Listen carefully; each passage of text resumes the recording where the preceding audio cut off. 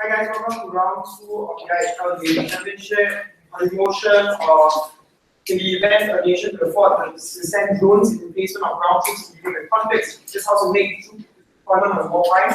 We'd like to invite Prime Minister from opening government to open up the debate for side of the government.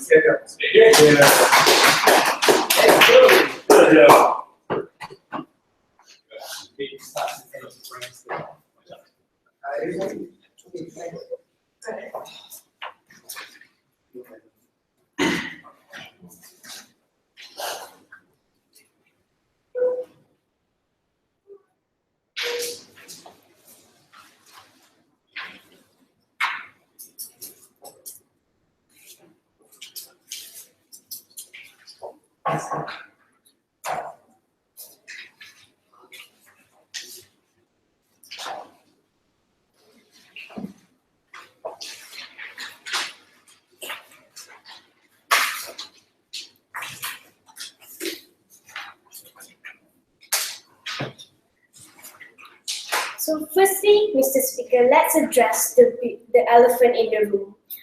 Firstly, like in wars and conflict, there's always lives lost. And the cold hard truth is that civilians' lives are lost more than combatants' lives. So that's the cold hard truth, right? Secondly, we say that drones are not perfect, but we can prove to you that it is better under our side.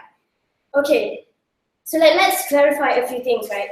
Like, firstly, troop deployments. Sending boots on the ground, the people who are sent to these places of war and conflict, the ones that commit these atrocities, they're influenced by the circumstances in which they're in. Like, they can't make calculated decisions because they're influenced by fear and anger. So I'll explain that more. Secondly, the states that are able to use drones, we want to say that when they send boots on the ground to a foreign territory, it is a war crime. So like that's the whole model of our debate. Okay, we sit down. So like, firstly, we want to say why this is good, because like we want to have a balance between security, global security, and the lives of people. The people who can send drones are mostly Western states, which means they have large interest in global security. So like, for example, United States of America. So like, when they send human resources to war where they're where they're not necessarily a part, where they're not really a part in, we think that it is unnecessary, because they said they have lives on the lines. So like, I think that's not necessary. When you want to send people, when you want to risk these lives of people, you need to have a balance, right? So like, we acknowledge that you want global security. We're okay with you trying to achieve global security, but we think that there needs to be a balance. So we think that sending drones can achieve those balance instead of troop deployment. So like, how do you so like troop deployments, right? The people who fight in this war, they're mostly indoctrinated. Like, they're indoctrinated by the objectives of the wars, and like in military training, like they're told like, oh, when you go to this place of war and conflict, you have to do this, you have to achieve this. These are the things, these are your objectives, and they have that in their mind, and that influences them. Like, and sending drones is a balance, because like, when you send troop deployment, you infringe on individuals' lives. You're sending them to a war that they don't even want to be a part with. You're not trying to protect your borders. You're just trying to achieve global security, and that's not. We think that sending troop deployment is not necessarily in this case. Secondly, okay, like before that, yes. The troops consent to fight this war. Why is that wrong? Well, yeah, the troop consent, but there are like even though they consent, they might not be really okay with it because they have to put their lives at risk, and in the end, they might not be. That's not even the war that they're okay with. Okay, so like we're gonna tell you why drones are better because like it's a new technology where drones are more stealthy and they're more accurate. So like it's less indiscriminate to send drones as opposed to sending troop deployment. Secondly, it's more humane because when you send boots on the ground, there might be risk of, for example, racial violence or like soldiers raiding villages, or maybe soldiers raping the locals. Like that happens a lot in war and conflict. And like, sit down. And in battle, right? Soldiers are less likely to make calculated decisions because they're under stress. They're at the place of war and conflict, and they're more likely to be angry, and they're stressed out, so they might not make rational decisions, as opposed to drones, sit down, where people are at home and they control the decisions in which they make. They're able to rationalize, and they might have people surrounding them that can advise them to make correct decisions, and like as opposed to boots on the ground, where they're present in the conflict. They're less. When they are stressed out and angry, it affects the decisions they make, and they might make the wrong decision, and they might end up making the wrong decisions and affecting the innocent lives, civilians, and we think it's much better under our side of the house, which is why we are very proud to propose.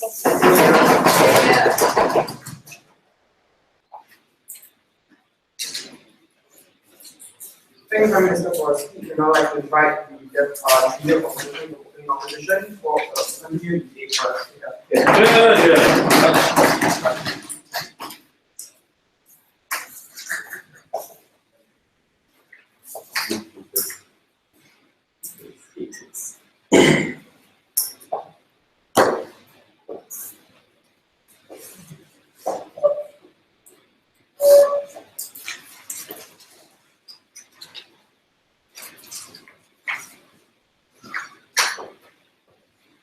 I make it really clear in this debate that Noel and myself, we are very responsible people.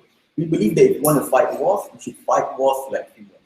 So everything that the PM talked about, how we rape people, how there's racial violence and things like that, these are things that we stand against. And me and Noel are not the only two people standing against it. We have things like Geneva, we have things like ICC, we have things like all your courts, we have things like military court to ensure that anyone who transgresses these laws and do exactly what the Prime Minister said, well, are going to get 20 to 30 years in military court. That is what we stand for. And second thing is to speak, for you to adjudicate this debate, you have to understand, because there's a big elephant in the motion.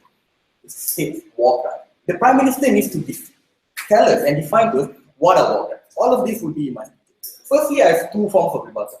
Firstly, on the characterization of soldiers. They say that soldiers are indoctrinated, you're telling them their specific objective. But when you deploy drones, there are also specific objectives. I don't understand. Why is it when you tell a soldier that there's a specific objective that he or she needs to achieve, it is suddenly wrong? It is not indoctrination. I would say, me and Noah would say that it is patriotism, that you're fighting for your country. You're out there to defend your country, you're out there to defend the United States foreign policy. Have a seat first. Then they told us that soldiers are often under stress, they can't make rational decisions. I don't think they understand how soldiers are trained. They don't just pick up soldiers and then, all right, you guys are going to go to the battlefield. You require years of training. Things like Navy SEAL 6, your Marine, they are put under duress, under stress, they are trained for it. So they're not just going to flip and turn the switch and suddenly go all crazy. Then they say that the soldiers didn't want to be a part of it. Mr. Speaker, we are not against like forcing soldiers to fight war without consent. These soldiers consented. They want to be part of the military. They want to fight for their country. So if they are a part of it, we don't think the Prime Minister can make an arbitrary judgment. No, we don't really know what they feel. How would you know? I think if someone says, yes, I want to fight, that is consent. We are in no apt position to say otherwise. Secondly, let's talk about technology. They say that drones will lead to less indiscriminate targeting. That's a disingenuous characterization. How do drones work? Drones are these flying killing machines that deploy missiles. So if you think that an area has a high value target, you will deploy missiles towards it. Soldiers carry guns. The bullets are quite small. And I think people like Navy SEAL 6, your Marine, your SAS are able to precisely target using bullets. So I'm going to talk about two things. First, I'm going to talk about what constitutes war crime and why deploying soldiers does not tantamount to this. And secondly, I'm talking about why drones alone does not lead to better warfare. So what constitutes war crime? War crimes are usually things that are horrible and horrendous. This includes things like indiscriminate killing. This includes things like torture, the removal of dignity, and things like harming innocent civilians, i.e. genocide, i.e. chemical weapon, i.e. biological weapon. Now, I want you to understand and I want you to analyze, is merely sending troops on the ground tantamount to this? We say that it is not. Because when you send troops on the ground, you're not indiscriminately killing people. And I agree, things might go wrong. People might abuse power, but we have checks in place. We have things like military courts. When they stood up the thing in, I think, Sana Square in Iraq, when they hang people, on the bridges, we send them to jail. We tried them. We give them 20 to 30 years. All of these regulations are in place to ensure that soldiers abide by this law. So given that these things, abuse can be rectified and can be ameliorated, a blunt instrument of a ban does not warrant things like war crime. So that's something they need to defend, why this is as bad as genocide and things like this. Secondly, let's talk about how drones doesn't allow for weather warfare. What do we stand for?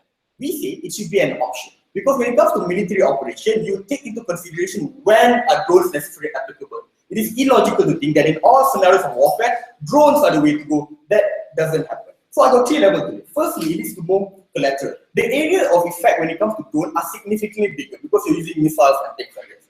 So for example, if you have a high value target in a particular building, your objective at that particular point in time is to take out that target, like Osama bin Laden. You would send drones. What happened is you would kill anyone or anything surrounding that particular area. What happened when we use soldiers? Exactly what happened in the case of Osama bin Laden. We didn't use drones. We sent our best trained soldiers like Navy SEAL 6 to go in, specifically target Osama bin Laden and not kill any sort of civilians. Under your side, you do not allow for the human element of precision because these soldiers are trained and they can delineate. So the conclusion to this first part of analysis is that it minimize unwanted casualty. So when do we use drones? We use drones to destroy after this point. We use drones to destroy things like infrastructure, to define refineries, to destroy oil rigs, to destroy weapon storage. This is instances where it's useful.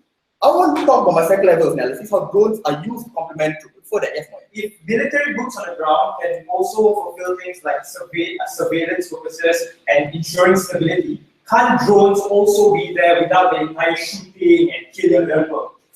Yeah, I'm okay with drones using things like surveillance, but it should always be a balance. You also need troops on the ground to fight certain scenarios. So yes, let's talk about secondly, how this complement troops. Mr. Speaker, let's understand how we use drones and how they complement warfare. Whenever you want to attack or invade a particular area, you always send drones to like soften the area, destroy infrastructure, reduce the ability to fight. This happened in Iraq. Whenever we want to fight, I say we'll always send drones in first. What happens after that? Only then will you send your troops. Only then will you deploy your militias or your soldiers or your Iraqi army.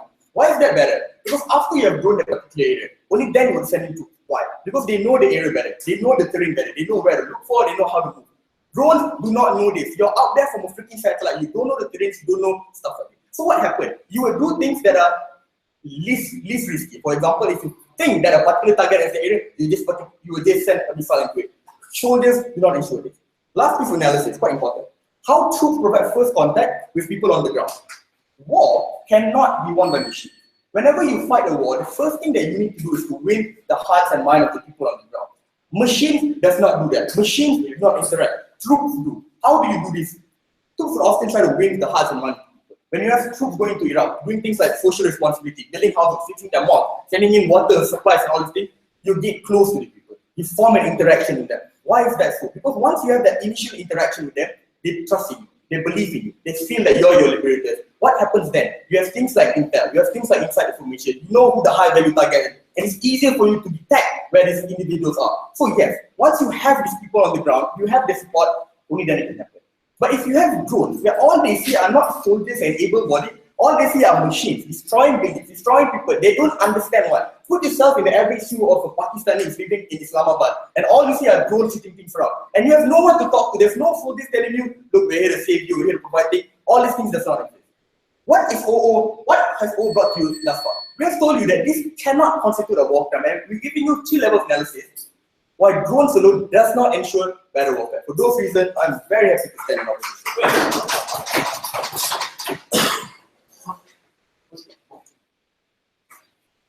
I think now I can invite the Prime Minister for the opening government speaker. Yeah.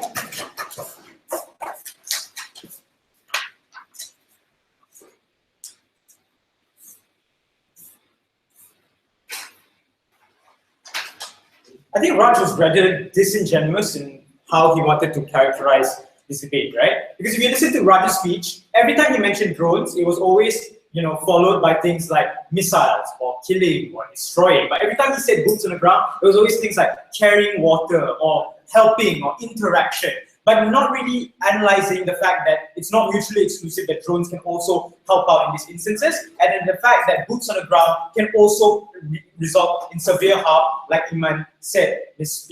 Speaker. So I think Raj was really debating on a very narrow context, right? Before I move on, I think it's important to highlight what I'm going to be doing in this speech, right? Firstly, let's do a little bit of an analysis on why states enter these areas to begin with, and what do they do there? And lastly, I'll also talk about how Raj missed the entire nuance of Iman's speech in this instance. And I'll also tie it with things like decision making and accountability. But firstly, let's do an analysis on why states enter these areas. First, we have to acknowledge that the states that enter these areas don't enter, for example, United States of America do not enter areas like Syria, Afghanistan, or Iraq out of their own interest, out to protect their own borders, right? More often than not, it's things like protecting their allies or protecting this regional stability, which somehow they form some form of superficial claim as the custodian of global security. So the important thing to note here is that there's no direct impact back home, as opposed to you having boots on the ground, when you put boots on the ground in these instances, right? And in these instances, we've seen that having boots on the ground have often led to terrible outcomes. Things like the escalation of violence in Iraq or Afghanistan, for example. Because these are things that are not necessarily, don't necessarily tie back home, and they are often motivated by things like suspicion. But what do drones do in these instances, Mr. Speaker? We think besides the military objective, they fulfill a lot of other things like surveillance, things like tracking and stealth operations, right? So Raj comes up here and says that we want to win the hearts and minds of individuals. But we think that with drones, you're able to fulfill this better.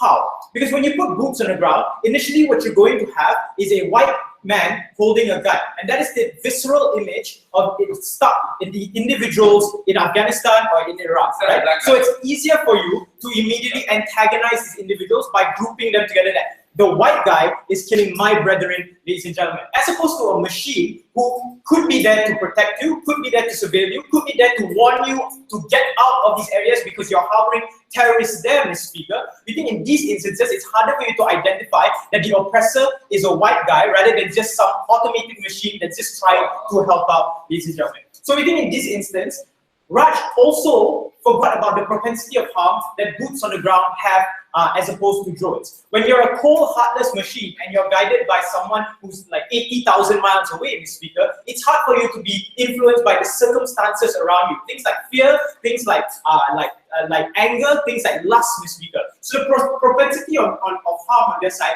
things like reacting disproportionately, things like resulting to rape of these individuals, Mr. Speaker, all happen because of boots on the ground, and can't happen if you send drones in this instance, right? So you perpetuate a possibility of a war crime, and we mitigate that, and that's really important. So that's a trade-off when you have drones instead of boots on the ground in this instance. But they say, oh, but if you're 80,000 miles away or guided by satellites, you don't know things like terrain, or you might act on on a whim. I think that's really disingenuous with regards to the technology that we have, right? I think we can properly map out terrains because we do that when we plan strategies with boots on the ground anyway, ladies and gentlemen. So we think that that's not necessarily a problem. But if he wants to stand by things like martial courts and court-martial people, then I don't see why acting on a whim on a drone is immediately precluded from these options. In fact, I'll prove to you why it's harder for you to enforce accountability when you have boots on the ground as opposed to drones, Mr. Speaker.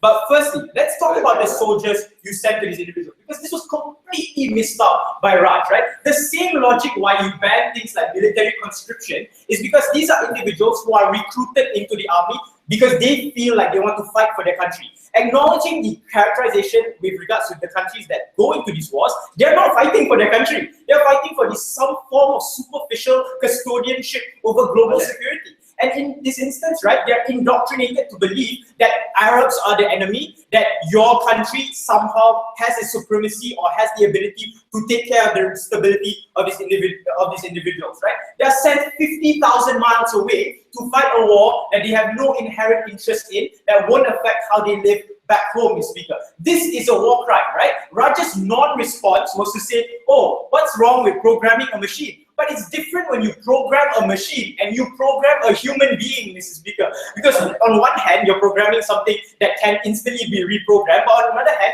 you're overriding things like common sense and the ability to self-preserve yourself by staying back home. And we think that that is a war crime in essence. And that was something that was never responded to by Raj, right? But before I move on to closing.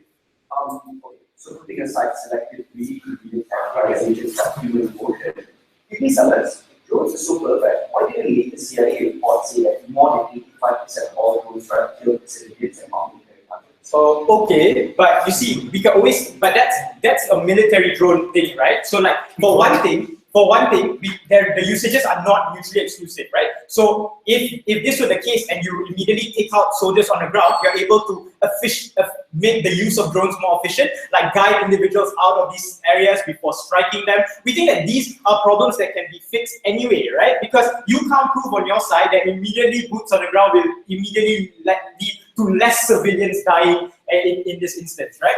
But what about the soldiers there, right? So I think we have to address accountability right now. And the problem with martial courts and whatnot is that it's very hard to enforce these laws on soldiers because of things like camaraderie and the fact that you do not want to turn in your fellow soldier, or things like witnesses are afraid to speak out about the atrocities on the ground, or that it's hard to recollect instances on the ground when everything is so blurry and motivated by fear. And there's also things like bureaucracy from the states in which they are punishing these soldiers to begin with. Because they do not want to face the backlash of individuals by saying, why are you punishing your own soldiers who you sent 50,000 miles away to fight this war? Because that's inhumane, Mr. Speaker. At the end of the day, there are people harmed when you send these individuals back in the ground. And these are the individuals themselves who did not consent to fighting a war beyond their borders, who did not consent to being punished for it the moment emotions influence them, Mr. Speaker. We think that this has to be stopped.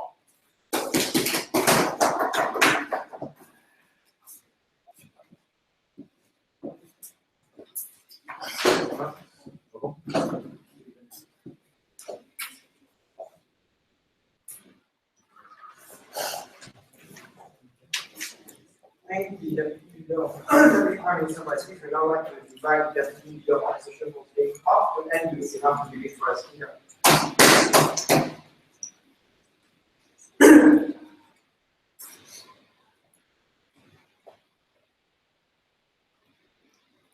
Mr. Speaker, it's important in this debate to understand several things.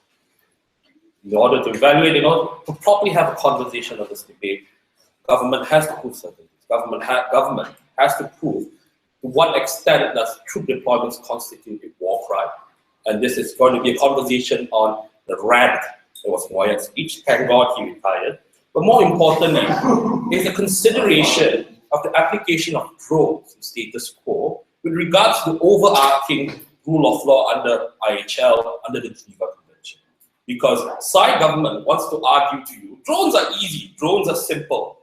We can bring them in, that's it. We're not necessarily having a genuine conversation with regards to its applications, in circumstances like Yemen, Pakistan, Afghanistan, and so forth. Because it's important to realize this debate assumes, hello to my Filipino friends, assumes that you're going to use defensive and offensive capabilities in conducting a war with drones. The problem with status quo is that the only country that's able and capable to do it right now in the next 15 years is the United States of America. Countries that have to some extent reconnaissance abilities are countries like the United Kingdom, Russia, France, and China. The debate involves us a consideration understanding of geopolitical ramifications, but also to what extent the Geneva Convention will be affected by it and the spirit that guides IHL to begin with. But before that, several key rebuttals on that rant coming from Team MARA World B. It's important to understand that they had a very nuanced and limited characterization of why troops on the ground are bad. They told you that, but they never necessarily equated to what essentially constituted a war crime for those reasons. They tell you troops can shoot up people, troops can commit rape, troops can burn down villages. We agree. And it's regrettable and unfortunate that people sometimes act out under duress or for whatever reason. But that's not the debate, or there's no justification coming from side government in justifying why necessarily this is a war crime. Because it's convenient for both speakers to argue to you America's invasion in Iraq was the best example of why deployment of troops on the ground is a bad thing. Opening opposition, if we were Team B, MARA World, would do the same thing and highlight to you why effectively troop deployment saved lives in Sierra Leone, in Bosnia, for example. But we're not going to do that. What we're going to tell you is a comparative understanding, necessarily what happens when war crimes are committed by troops. What happens necessarily, Mr. Speaker, is that legal recourse exists. We argue, we concede to an extent that last-minute pulling of an extension from Wyatt at the 6th minute of his speech with regards to military courts and bureaucracy happened. But that is a conversation to have to strengthen these organizations, to instill sensitivity training to troops. We recognize that the 2003 invasion of Iraq, the initial batch of troops were properly trained. Subsequent batches and subsequent deployments of troops were able to, as how we saw the movement of British troops in Basra, were able to cultivate the kind of cooperation between communities of Shiites and Sunnis. So the question here is that it doesn't necessarily exist in a paradigm where troops are all just crazy white boys. That's not the case. But in that circumstance, we have legal recourse in which to take care and address violences. And we have preventative measures in ensuring, Mr. Speaker, military tacticians do not rush into objectives, do not initiate operations that compromise security of civilians. That is just a question of applicability.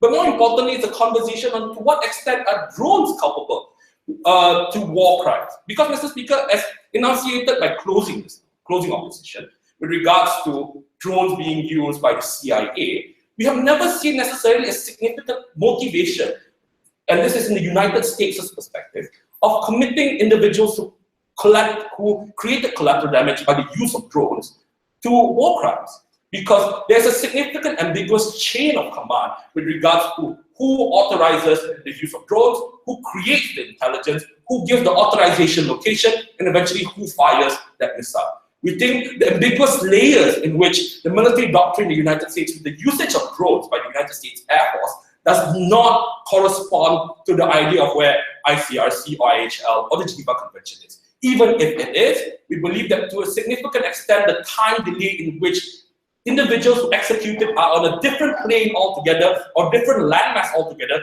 necessitates that there's a significant problem in terms of getting them accountable. We believe that legal recourse exists better in status quo. We don't think, and government has not proven the ability of legal recourse existing under their proposal. But more importantly, is also taking back into consideration what Raj talked to you about. Raj mentioned to you with regards to the kind of post-conflict reconciliation or the kind of winning and hearts of minds that exist in conflict situations like Iraq, like Afghanistan, like Sierra Leone.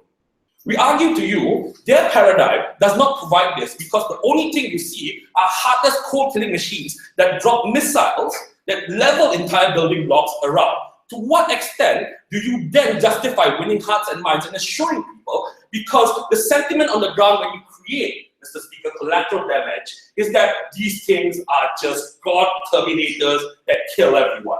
To what extent do you then provide a reassurance or protection of civilians when you have accidental firings of missiles. We concede that drones sometimes do misfire as much as humans do, but to what extent do you have legal recourse? Do you have reassurance of people under that paradigm? Defend yourself. So why is it immediately precluded? Why are we immediately precluded from these check and balances when it's hard, when it's easier for us to divorce drones from things like the fear and the circumstances of warfare that influence these soldiers? No, Mr. Speaker, fear exists, but at the same time, troops have been also known to elicit compassion, to elicit sympathy, to have that human face.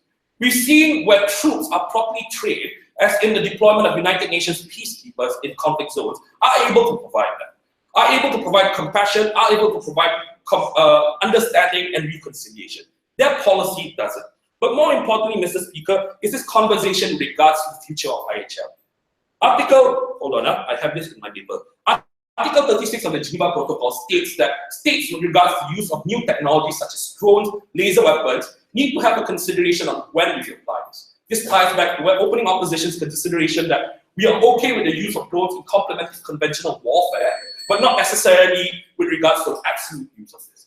When you allow this proposal to pass, what necessarily you do is you take away the consideration of the protection that is provided under IHL. Opening government has not been able to answer that. Probably that's because they are MARA B works. We hope that closing government will be able to. For all those reasons, this is why Pantai HIllpark proud to oppose. I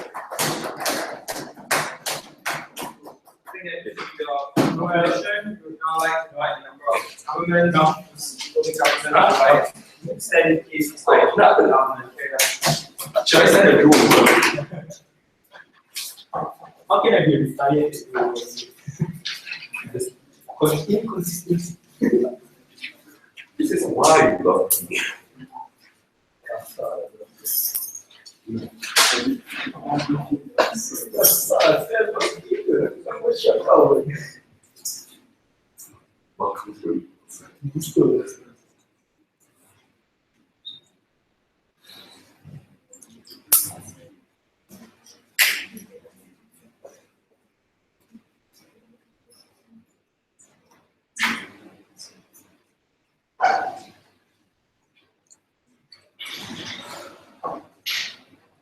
We feel like the opening half of the debate has mainly focused on the moral principles on sending drones to war areas and how it's feasible in terms of being able to create great outcomes for the war. But we tell you that in closing government, we tell you to look at this in different perspectives and how it's going to affect not just the people on the ground, but affect people in the USA, and affect people in the army, financially, and in other circumstances. But first, a few rebuttals. Firstly, on how the LO has told you on how these military soldiers will be held responsible, on how they conceded and how they need to be held accountable for all the wrong things that how the opening government has already mentioned to you. Like, for example, raping these people, for example, causing hate crimes, and for example, discriminating these people that they're supposed to save. But we know that there's no examples of these people being held accountable. We know that there aren't circumstances, there aren't situations where these people are actually held accountable for their actions. Because what they're trying to do is trying to save these people on the ground, trying to save people involved in these war cases. We tell you that this doesn't necessarily happen, and the act of them being held accountable also doesn't happen. So we feel like that's another thing that we have a problem with. Secondly, on how we feel like the soldiers wanting, on how we feel like these soldiers wanting to go to war, even though they're trained and want to go batshit mad, is a good enough reason to let them. But we feel like that's not a good enough reason, because we tell you that it's not only are you causing more epidemic, more of a negative epidemic, even if you were to send boots on the ground. We tell you that if the amount of lives that you'll be saving, not just the people, but also in troops, number of troops, the number of lives that you'll be saving in terms of number of troops, and also financially, the benefits that you can drive from only sending drones is not a good enough reason to only send. It's not a good enough reason to be sending troops as well. No, thank you. And thirdly, on how the DLO has told you on how these people won't trust these drones, and how these people will look at these drones as machines coming from different countries, and how they won't necessarily come to save these people. But we tell you that if you were to send these drones, if you were to prove to these people how effective these drones can be, and how trustworthy these drones can be, and how effective in terms of being able to create great outcomes for the war, or in any circumstance for that matter, we feel like these people will slowly trust trust these people, slowly trust these drones, slowly trust these foreign sources, and be able to create a better outcome in the end. Yeah. According to international law, the standards for what constitutes war crime is that the act has to be always disproportional and always indiscriminate. Can you please tell us in what ways ground troops fulfill those criteria in comparison to biological weapons, which are always indiscriminate and also always disproportionate? We tell you that if you were to send these troops, why we think it's enough of a war crime, meaning because of the amount of compromise and the amount of sabotage and how these soldiers don't necessarily fulfill their job is one part of how it can constitute a war crime. Secondly, on how we feel, like how this the benefits that people can send. The benefits that we can derive out of only sending troops in terms of making sending troops instead of sending drones into these war areas is a good enough reason to why making it a war crime in the first place. Before I move, no, thank you. The first one, how is this financially the better choice and how is this more effective in terms of being able to create a better military budget? Firstly, on how this is more cost effective. Yes, we admit to the fact that being able to create this kind of technology and being able to constantly manufacture this kind of technology in order to create and send only drones to a certain war area would be expensive. But we tell you that if you were to only use drones and instead of having to spend money on training these troops, on providing water and fuel and jet fuel for all these different costs and expenses for these troops, we'll be able to save a lot more money that way. We will tell you also that if you were to no thank you, you also to send troops. Yeah. If you were to also send drones, the amount of money that you can save, because if you were to constantly manufacture this kind of technology will also get cheaper and cheaper, and that's good. So, not only that, but if we were to see how effective and how the opening government has already proved to you on how it will be more effective, and how we will prove to you, and if to prove to these people how these drones can be more effective, not only will they get cheaper, but we can also create more better quality technology and how we can also accomplish and finish the job even better. We tell you that before we run share. So, are you trying to tell the House that you're willing to utilize disproportionate means of war just so that you can save a couple of bucks? No, we don't think that we can save. We're not trying to create disproportionate, because we've told you that because we're going to tell you on how this doesn't necessarily mean it's going to be a disproportionate part of war. We also tell you that military spending and military budgeting is something that we have to consider. And although it may seem morally principally wrong to prioritize money in terms of number of lives, but we tell you that it's something that we have to consider. And how sending drones won't necessarily mean it will create a disproportionate outcome in the sense of the war. But to provide further analysis on how we think that this is more effective, because we tell you that there are examples on how the murder. There are examples on how use of drones can be more effective. Because, for example, the murder of Osama bin Laden has been successfully done and only used using drones. We tell you that. Sorry, forget that. Screw that. But we tell you another reason. Screw that. Sorry. We tell you there's another reason on why we feel like this. On how we believe that there are more benefits that we can use if we were to send these drones. Because we tell you that it's not just the how easily these soldiers can be compromised and how easily these soldiers cannot fulfill their job in the best way, because that's how the Prime Minister has already told you. We tell you that we're not only doing that, but also saving lives and saving families that want to be, even if they have consented to this, we can also save lives for these soldiers that they have to be, that they know that one, they might not even come home back to their families, and two, they might not even be able to, they might not even have fully be interested in this war. We also be able to protect people and reduce the toll on lives, especially in terms of troops that we'll be sending to other countries in the long run. So what have I told you today? We've told you on how drones doesn't necessarily create a disproportionate harm or disproportionate imbalance of war. We've told you on how sending drones the harms of sending drones is enough to constitute as a war crime. And we also told you in the long run we will be able to save lives and to create a more cost-benefit financial budget in terms of military spending. For all those reasons, we're very proud to propose. Thank you. Thank you, Member Government, for the speech. We'd now like to invite the Member of Opposition, Humanitarian to opposition.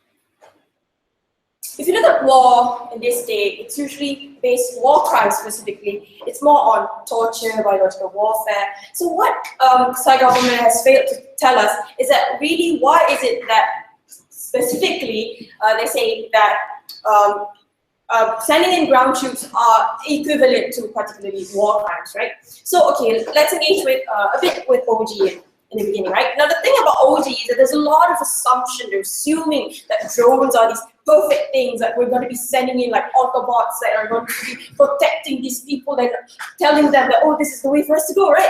No, this is not exactly, there's a lot of speculating. They're speculating that troops are brainwashed, are not really fighting the war, but basically the idea of war. This is all very speculative, right?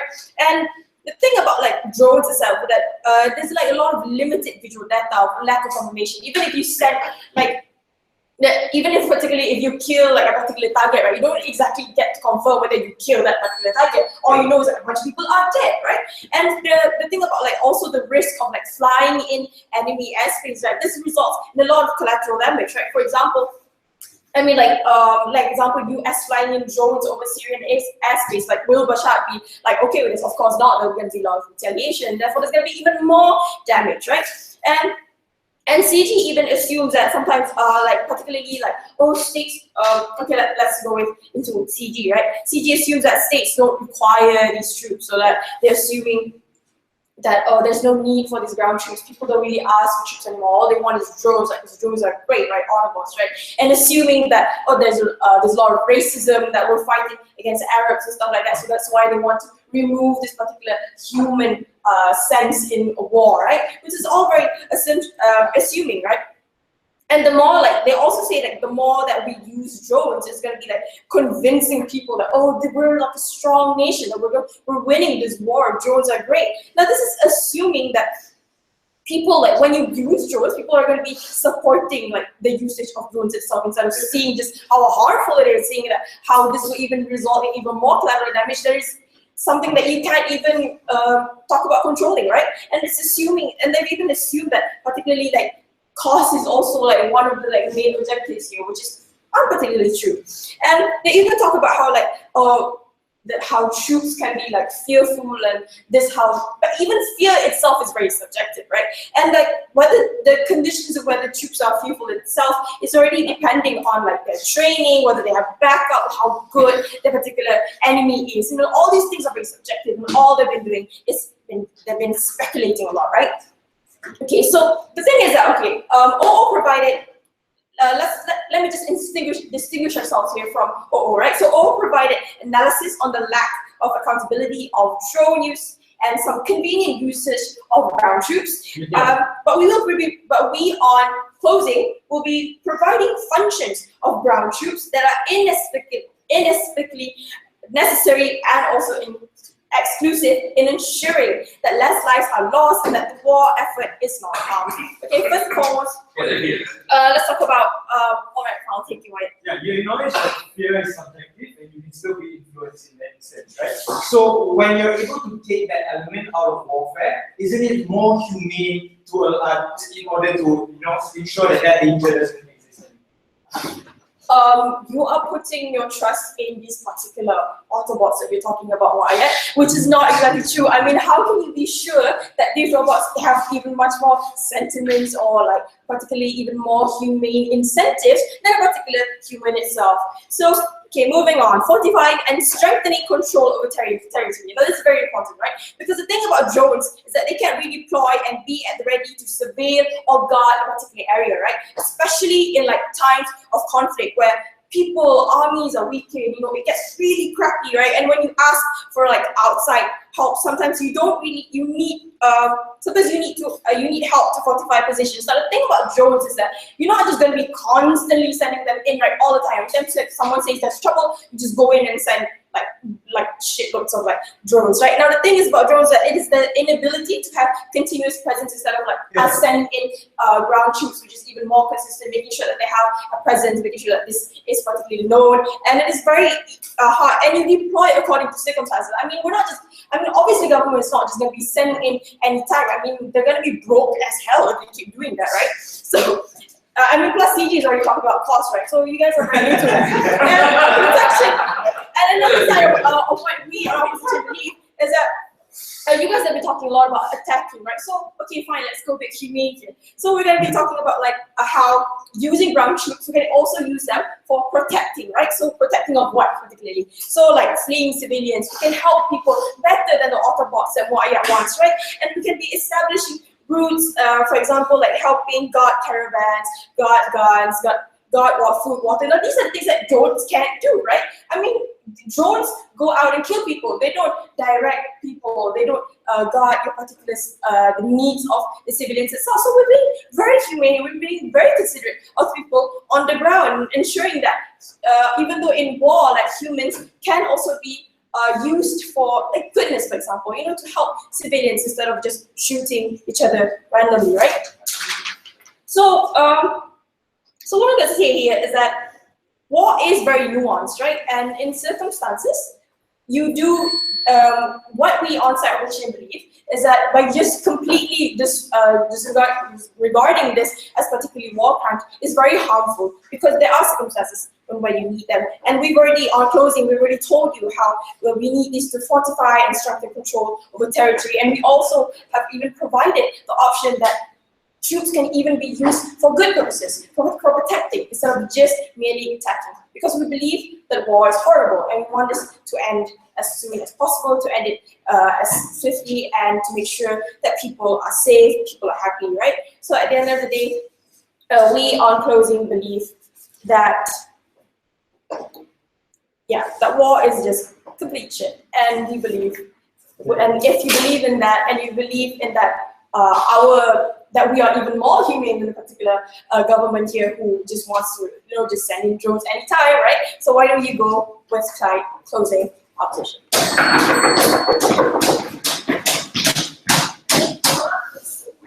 thing that the opposition from said, if you know, like implying the government with engage inside government here.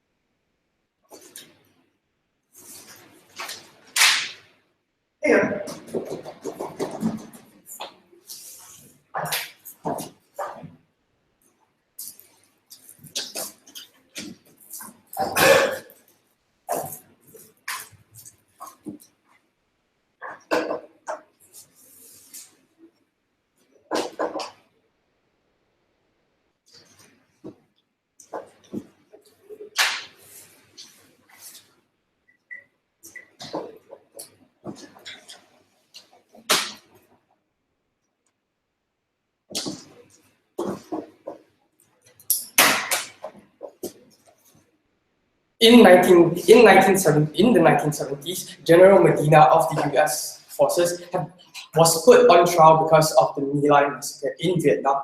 And at that time, the entire little hamlet of My Lai in Vietnam was pillaged, the women there were raped, and under that, the US government put General Medina under trial. However, he was acquitted of all charges.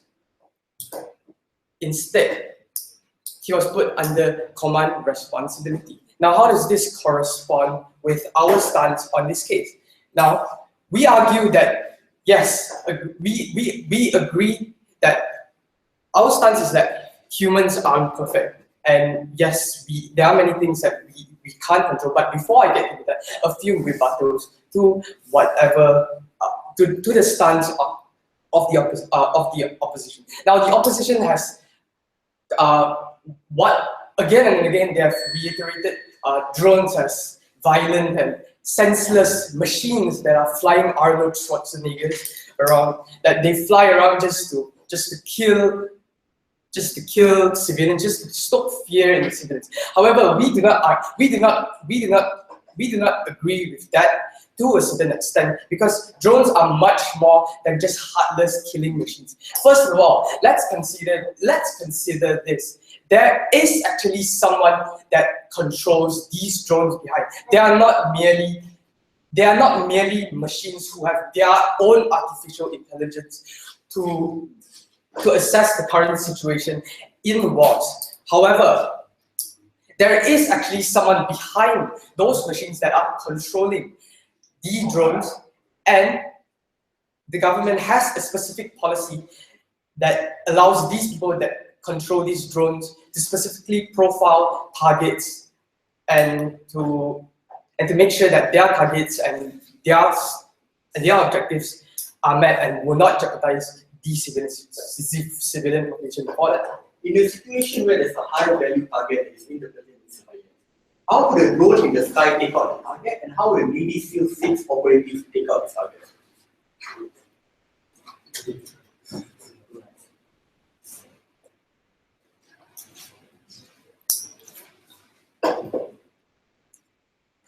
Well, we've seen in many cases at how drones were eliminated high value targets using drones, and it is, yes, we do agree that it causes quite an amount of collateral damage. But consider this. When Navy SEALs go into a specific place, they carry out a specific military operation which puts troops on the ground, and the fact that they can't just fly over to that specific high value target, they have to push their way into the battleground, into the conflict zone, in order to catch the person. Now, this in turn minimizes the collateral damage to the civilian population. Now, allow me to continue on my rebuttals.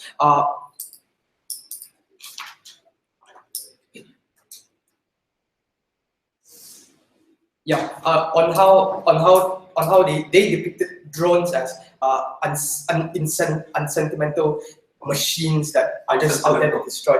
However, we see that we argue that the human factor in here is that humans have two sides to them. Yes, we consent that they might be compassionate at times, and they might be heartless at times, but more than in often times, we see that the amount of uncontrolled, unforeseen circumstances that happen inside of troops are not able to be contained. For example, like the example I have stated in the beginning of my speech, the My Lai massacre and the various atrocities that are committed by the Serbian army in the Bosnian War. Now I'd like to reiterate our stance on the case. Firstly, yes. Sir, can you please defend the proposal coming from opening government in the use of indiscriminate, disproportionate attacks that drones perpetuate? Can you defend that? Can you repeat the question? Can you defend the proposal coming from opening government in the use of indiscriminate and disproportionate usage of drones in this proposal? Well, as I said just now, we do not simply use drones indiscriminately. Why? Because when people control drones, they come from some sort of command center room, and they have direct command from their commanders or their generals. No, sit down. Sorry. Now, the fact that they are able to directly engage with their with the higher authority in the command central station room compared to troops on the ground receiving some sort of message from their authority. And the opposition has demanded why is it that putting troops on the ground constitutes a war crime. Now we all know that in wars there are many types of atrocities, many types of crimes against humanity that are committed by troops. For example, torture and rape and all those pillage, all those very vile and disgusting things that they are done towards the local population. However,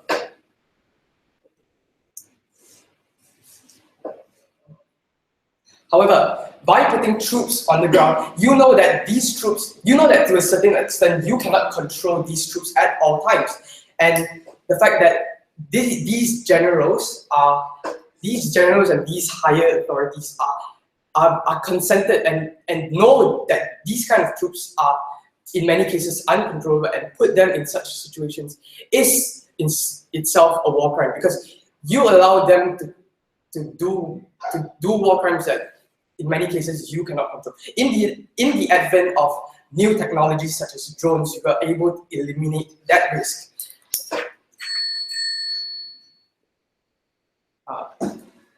So for the sake of better treatment of local populations, for the sake of humanity, I'll go with site.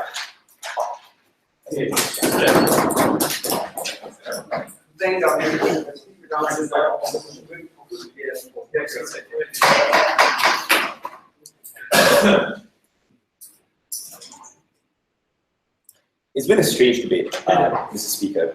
I think at best, if we give the government bench the benefit of the doubt for every single one of their arguments, I think the best that they proved in this debate that maybe drones are relatively on a margin, maybe a little bit better in comparison to ground troops. When in fact the burden of this motion is a pretty high threshold of proving whether something amounts to a war crime.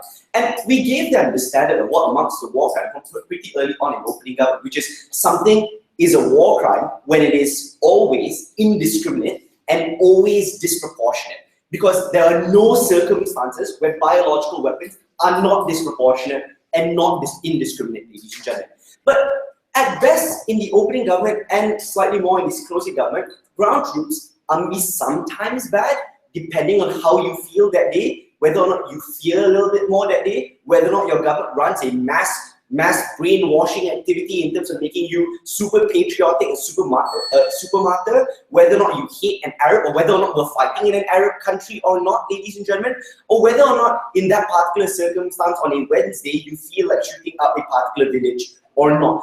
All the circumstances that the opening government provided in this debate were just that, circumstantial, and not endemic and structural in terms of what a ground troop operation would function like in this particular circumstance. I think just that in this debate, ladies and gentlemen, is enough to tell us that the government bench does not fulfill their burden in regards to whether or not this thing provides a success amounts to war crime or not. Because I could concede fully, ladies and gentlemen, to their case that perhaps drones are marginally better in some circumstances, but they need to prove two things. That number one, that ground troops are never necessary in absolute any circumstances. And secondly, ladies and gentlemen, is that ground troops are disproportionately harmful in any circumstance. And they just haven't proven that in this particular debate. And I think that just throws up the government bench into doubt. But let's give them the benefit that I actually synthesize the debate and break down why they actually fail their burden. First of all,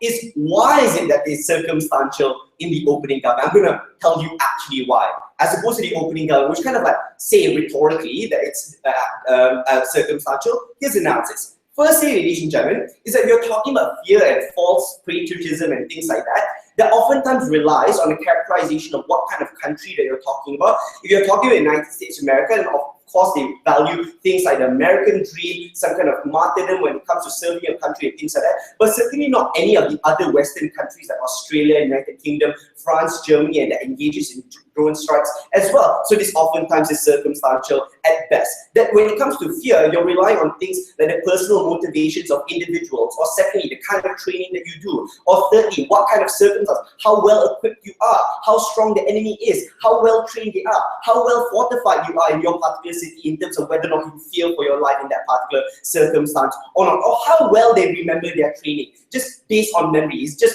proving that it's circumstantial on that side house. Or secondly, the motivations to go to war, whether or not I'm going to war for oil, whether or not I'm going to whether or not I'm going to defend my particular ally, or is it that reason that they provide us in terms of global hegemony and making sure I have a world order by United States of America, which is also circumstantial. Maybe in some circumstances, hard to imagine, guys, maybe sometimes the countries I'm deploying my ground troops in, that country requested for my ground troops to be in. For example, Iraq in this particular circumstance to fight the ISIS war. In fact, that probably could be the most relevant example, given that that is the biggest conflict that's happening in this particular circumstance. Or the Yemen conflict, ladies and gentlemen, where people on the ground have requested for people to deploy ground troops, or people in Crimea and Ukraine, ladies and gentlemen, which have requested NATO troops to go down and help individuals on the ground. So literally, if I were to use every example of current conflict in status quo, ladies and gentlemen, people oftentimes request for help from the West, and that's why it relates to what large part of the extension material that was provided under our side. Literally, opening up has nothing left to stand on in this debate, ladies and gentlemen. So now, when it comes to drones and whether or not they are actually effective, it's pretty circumstantial as well, because there hasn't been a genuine characterization of how drones are used as well. You're flying over enemy airspace, trying to avoid artillery fire, which already reduces the amount of visibility as well as the ability for you to gain access to ground. Satellite data is updated at best, in the best case scenario, every 30 minutes or so. Oftentimes, drone strikes are done based on data that's dubious at best in terms of I saw this bearded guy that entered this house in some village really down there, ladies and gentlemen, and I deployed, which is why 85% of all drone strikes have its civilians rather than actual military targets on that side of the house. When you do drone strikes during the night, where you kind of want to do it because nobody's watching, right? It's grainy images based on satellite data, which you can't even see, ladies and gentlemen.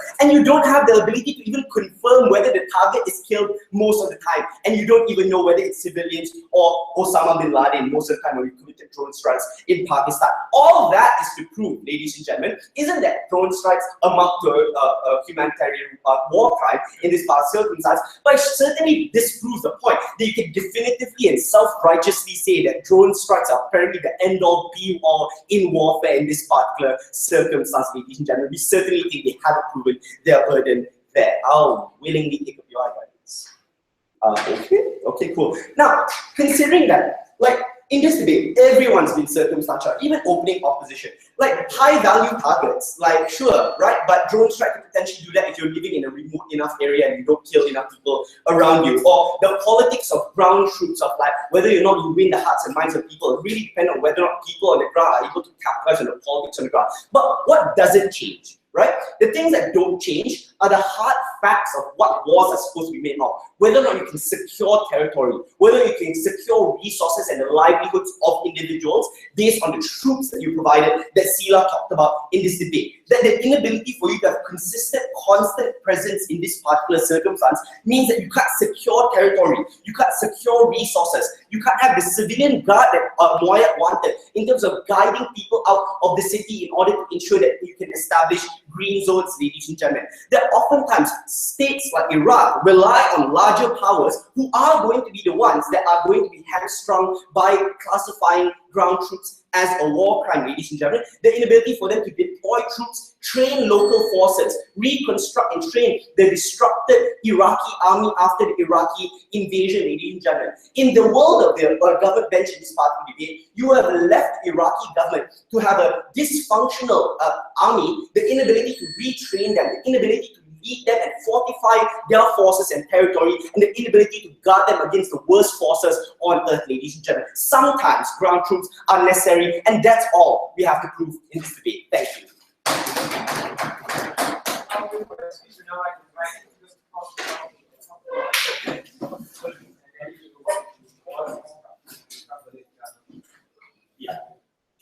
So,